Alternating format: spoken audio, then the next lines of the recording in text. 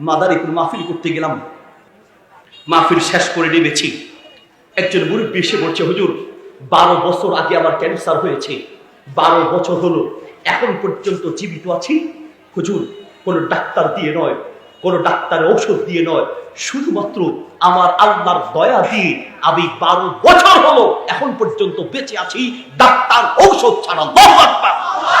Doctor নাকি নেই, কোনো ঔষধ নাকি নেই। আমি বললাম, খুলে বলেন। বলছে, হুজুর 12 বছর আগে আমার ক্যান্সার হলো, হসপিটালে গেলাম, ডাক্তার দেখালাম, ডাক্তাররা পরীক্ষা নিরীক্ষা করে বলছে আপনার ক্যান্সার হয়েছে। ক্যান্সারের 4টে stage, first, second, third, fourth, চতুর্থ স্টেজ জীবনের শেষ স্টেজ। আপনি চতুর্থ স্টেজে আছেন, কাজী আপনারও বাঁচার কোনো উপায় নেই, ঔষধ দিয়ে লাভ হবে না, থেরাপি দিয়েও কাজ হবে না, আল্লাহকে ডাকেন। এই রোগে মানুষ 3-4 মাসের বেশি বাঁচে না। আমার ছেলেরা বড় বড় ডাক্তার দেখিয়েছে, সবাই একই কথা। ছেলেদের উপরে রাগ করে পড়লাম, আমাকে আর কোনো ডাক্তারের কথা বললেই খবর আছে, আমি আর কোনো ডাক্তারের কাছে যাব না। হুজুর বাসায় চলে আসলাম, ঘরের দরজা বন্ধ করে তাহাজ্জুদের নামাজে সেজদায় পড়ে আল্লাহকে বলতে লাগলাম, রব দুনিয়ার সব ডাক্তারের দরজা বন্ধ হয়েছে, কিন্তু তুমি তো এমন রব, দুনিয়ার সবার দরজা বন্ধ হলেও তুমি রবের দরজা বান্দার জন্য কখনো বন্ধ হয় না। সবার দরজা বন্ধ হলেও তোমার দরজা তো বন্ধ হয় নাই। আমি আর কোনো ডাক্তারের কাছে যাব না, আমি তোমার কাছে ফিরে আসলাম, আমি তোমার কাছে ফিরে আসলাম।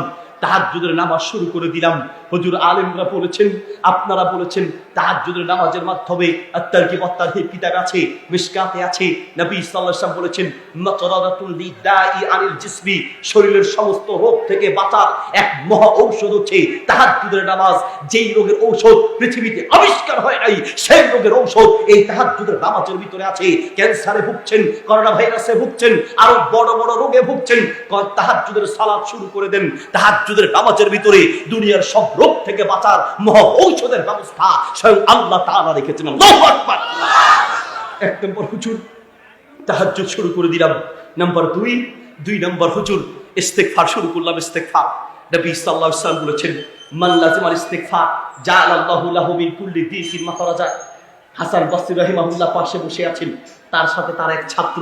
হাসান বসরি রাহিমাহুল্লাহর কাছে একজন ব্যক্তি এসে বলছে, হুজুর আমার পেটে সমস্যা, কি আমল করবো? ইস্তিগফার করো, ইস্তাগফির। আরেকজন এসে বলছে, আমার সন্তান আমার কথা শোনে না, কি আমল করবো? ইস্তিগফার করো। আরেকজন এসে বলছে, আমি বিপদগ্রস্ত, কি আমল করবো? বলছে ইস্তিগফার করো। যেই আসে ওই অ্যান্টিবায়োটিক ওষুধের মতো একটাই, কি? ইস্তিগফার। হাসান বসরি রাহিমাহুল্লাহর ছাত্র তাকে বললেন, উস্তাদ যেই আসে খালি একটাই ওষুধ দেন, ইস্তিগফার আর ইস্তিগফার, আর কি কোনো আমল নাই? তখন হাসান বসরি রাহিমাহুল্লাহ বলল, শোনো, ইস্তিগফারের আমল কেন দিচ্ছি জানো? এটা তো আমি বলিনি, নবী সাল্লাল্লাহু আলাইহি ওয়াসাল্লাম বলেছেন। আত-তারগিব ওয়াত-তারহিব কিতাবে আছে, হাদিসটি সহিহুল জামি কিতাবে আছে, হাদিসটি মুস্তাদরাকে হাকিমে আছে। আল্লাহর নবী বলেছেন, মান লাজিমাল ইস্তিগফার জাআলাল্লাহু লাহু মিন কুল্লি দিকিন মাখরাজা। দুনিয়ার সব বিপদ থেকে বাঁচার, দুনিয়ার সব রোগ থেকে বাঁচার এক মহা ঔষধ হচ্ছে ইস্তিগফার। ইস্তিগফার করো, দুনিয়ার সব বিপদ থেকে, দুনিয়ার সব রোগ থেকে স্বয়ং আল্লাহ তোমাকে হেফাজত করবে। আল্লাহু আকবার। 2 নম্বর, হুজুর রোগ আর বিপদ থেকে বাঁচার জন্য ইস্তিগফার আমল শুরু করে দিলাম। নাম্বার 3 নম্বর, হুজুর কিছু দান শুরু করে দিলাম। আল্লাহু আকবার। কিছু দান করা শুরু করলাম। নবী সাল্লাল্লাহু আলাইহি ওয়াসাল্লাম বলেছেন, আস-সাদাকাতু তুকফিল বালা। দান করলে বিপদ থেকে বাঁচা যায়, দান করলে রোগ থেকে বাঁচা যায়, দান করলে হায়াত বাড়ে। সামনে করোনা ভাইরাস আসতেছে, কোন বিপদ সামনে আছে আপনি জানেন না।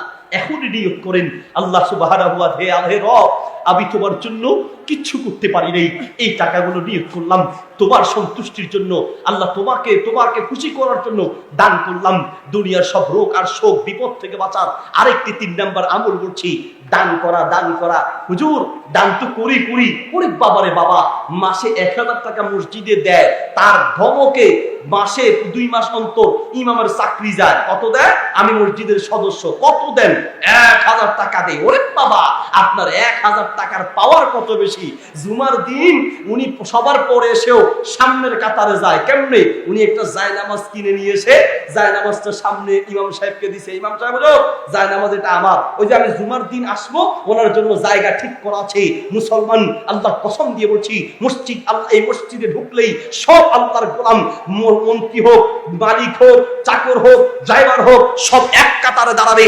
মসজিদ মসজিদের ভিতরে জায়গা নির্দিষ্ট করার ক্ষমতা পৃথিবীর কোন বান্দার, কোন সভাপতি, কোন সেক্রেটারি, কোন কোটিপতির ক্ষমতা নাই মসজিদের ভিতরে জায়গা নির্ধারণ করা, ঠিক কিনা? আমাদের খতিব সাহেব কোটিপতি দেখলে উনি খুতবা দিচ্ছে, এখানে থেকেই ওই কোটিপতি ঢুকতেছে, সবার পরে আসতেছে, উনি দেখেই কথা ঠিক কিনা? মেয়ে সাহেব মোহাম্মদ আলী ক্লে নাম শুনছেন? মোহাম্মদ আলী ক্লে আমি না, আমরা তো এক ঘুষি দিবি আরেকটা দেওয়ার জায়গা পাবে না।